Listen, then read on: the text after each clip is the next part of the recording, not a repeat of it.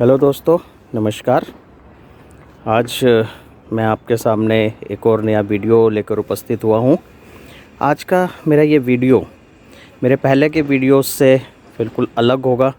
ना तो इसमें किसी बीमारी की बात होगी, ना इसमें गार्डनिंग की बात होगी और ना ही कोई स्पिरिचुअल वीडियो है ये।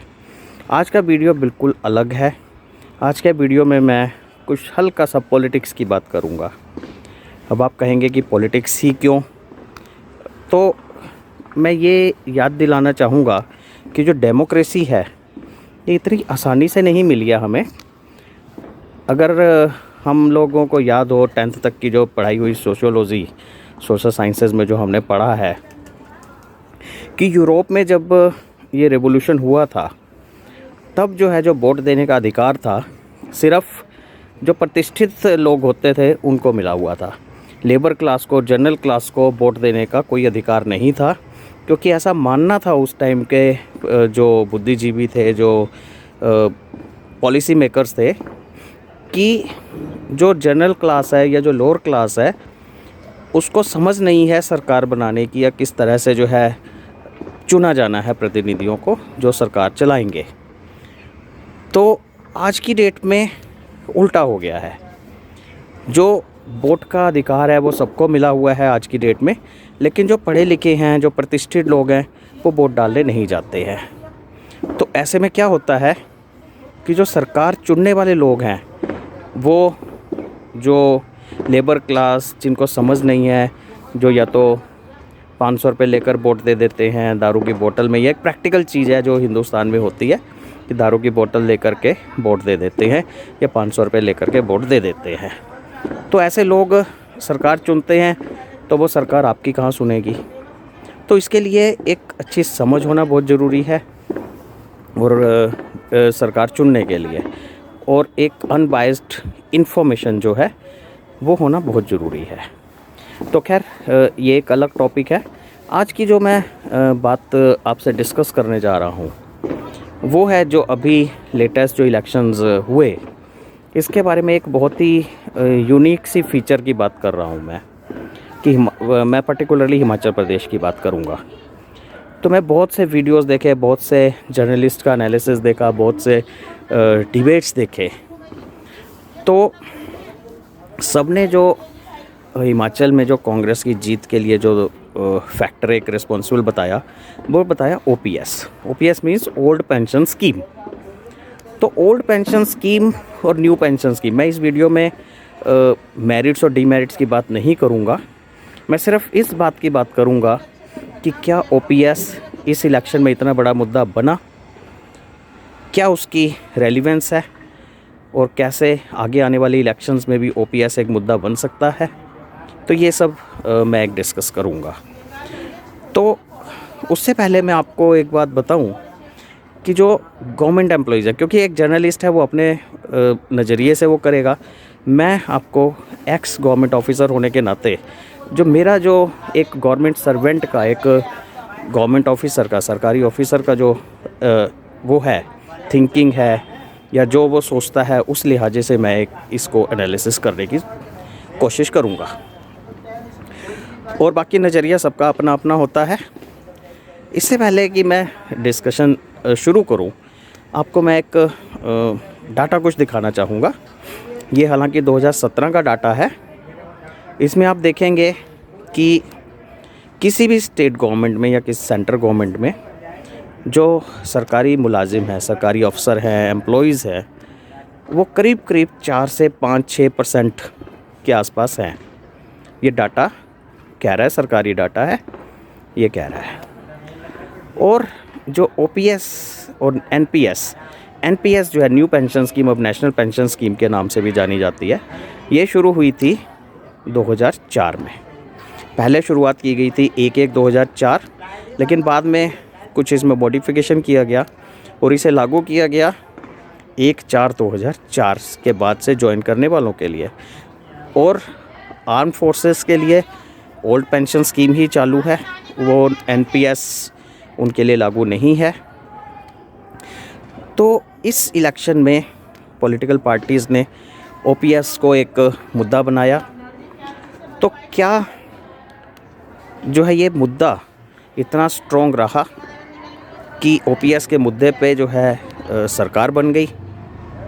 तो मेरे हिसाब से कि किसी भी सरकार के लिए आज तक जितनी भी सरकारें रही हैं, गवर्नमेंट सर्वेंट्स जो हैं एक नॉन एंटिटी की तरह से लिया, किसी ने उनको बहुत सीरियसली लिया ही नहीं। और जो गवर्नमेंट ऑफिसर है या गवर्नमेंट सर्वेंट है, वो तो भीष्म पितामह की तरह सिंहासन से बंधा होता है। सरकार चेंज हो जाती है, पॉलिसीज़ चेंज हो जाती हैं, तो उसे उसी की तरह से काम करना पड़ता है।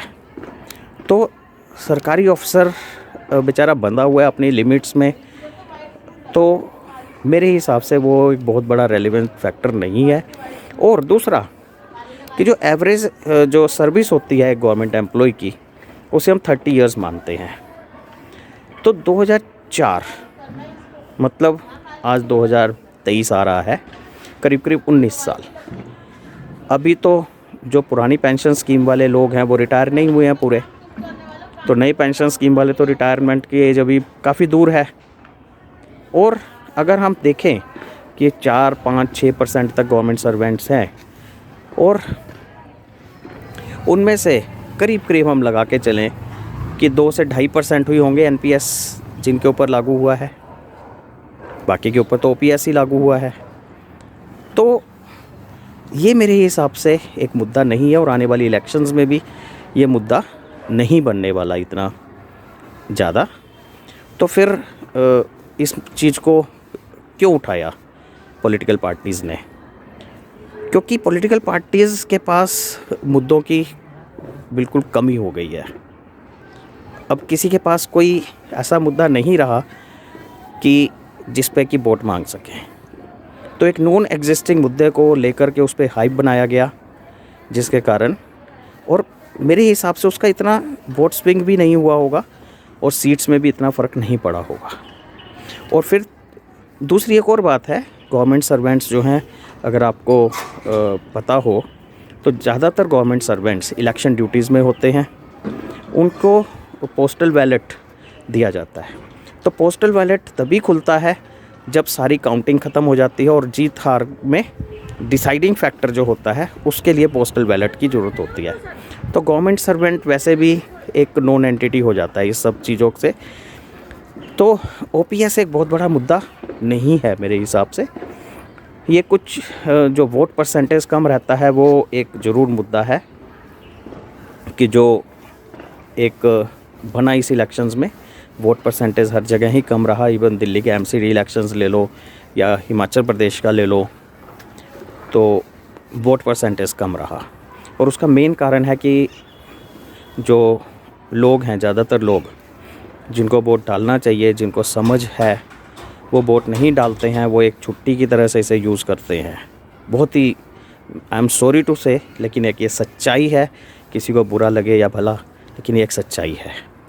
तो वोट लेकिन जब कोई सबको डालनी चाहिए। अगर आप भूल गए हैं तो आप 9वीं 10वीं की किताबें उठाइए, सोशियोलॉजी की, सोशल साइंसेस की, उसमें पता चलेगा कि वोट देने का जो अधिकार है हमारा, जो वो कैसे मिला, कैसे उसमें कितनी जो है कुर्बानियाँ दी गई लोगों की, कितने लड़ाई के बाद ये वोट का जो वो मिला था। तो अब जो है फिर अगर ये ओपीएस का मुद्दा नहीं था इलेक्शंस में हिमाचल प्रदेश के, तो क्या मुद्दा रहा? तो मैंने बहुत से वीडियोस देखे, बहुत से डिबेट्स देखी, तो ज़्यादातर डिबेट्स में ये निकल के सामने, इवन इलेक्शन कमीशन की जो साइट है उस पर भी देखा है 0.9% का वोट शेयर का डिफरेंस है बीजेपी और कांग्रेस में। 39% उनको, 39.9% के आसपास उनको है, बल्कि 39.1 है मेरे ख्याल से बीजेपी का और 39.9 कांग्रेस का है, जहाँ तक मेरे को याद है। तो 0.8% के आसपास का डिफरेंस है। तो क्या 0.8% लोगों के डिफरेंस से जो है वो जैसा हाइप बनाया गया है कि लोगों की पसंद चेंज हो गई, या क्या हुआ? तो जो सबसे बड़ा जो फैक्टर सामने आया है वो ये है कि जो रेबल कैंडिडेट्स थे, जो बागी कैंडिडेट्स थे, जो बीजेपी के उससे जिन्होंने विद्रोह किया, वो एक बहुत बड़ा फैक्टर रहे इन इलेक्शंस में। जबकि ये कोई मुद्दा नहीं रहा ओपीएस का, एनपीएस का, तो यही एक मुद्दा था। तो आपकी क्या राय है, आप ज़रूर बताना, शेयर करना। और एक दो वीडियोस और मैं बनाऊंगा इस पे, पॉलिटिकल उस पे, सो दैट हम जो एक गवर्नमेंट ऑफिसर की हैसियत से, एक गवर्नमेंट सर्वेंट की हैसियत से हम इन मुद्दों से बहुत दूर रह जाते हैं। हमें ये सिखाया जाता है कि हमें जो है एपॉलिटिकल रहना है, हमें जो है किसी का अनबायस्ड रहना है हमें। तो वो ठीक है, हम भीष्म पितामह की तरह से कुर्सी से बंधे होते हैं जब तक सर्विस में होते हैं, तो वो एक ठीक है बात। लेकिन हमें सबको सरकार चुनने का तो अधिकार है, चाहे हम गवर्नमेंट सर्वेंट हैं, चाहे कोई भी हैं। तो हमें जो हो रहा है उसकी समझ होनी चाहिए। सरकार चुनने के लिए हमें पूरी छूट है, जो कॉन्स्टिट्यूशन है उसने हमें राइट दिया है। तो we can't be a political, we can't be like Bhishma Pitamah आज के ज़माने में। We have to choose one side और the other. So thank you. अगर आपने अभी तक मेरे चैनल को सब्सक्राइब नहीं किया है तो सब्सक्राइब कीजिए, लाइक कीजिए, शेयर कीजिए, ताकि मुझे भी हौसला मिले और भी वेरिड सब्जेक्ट्स पे, वेरिड टॉपिक्स पे मैं वीडियो बना के आपके साथ शेयर कर सकूं। Thank you.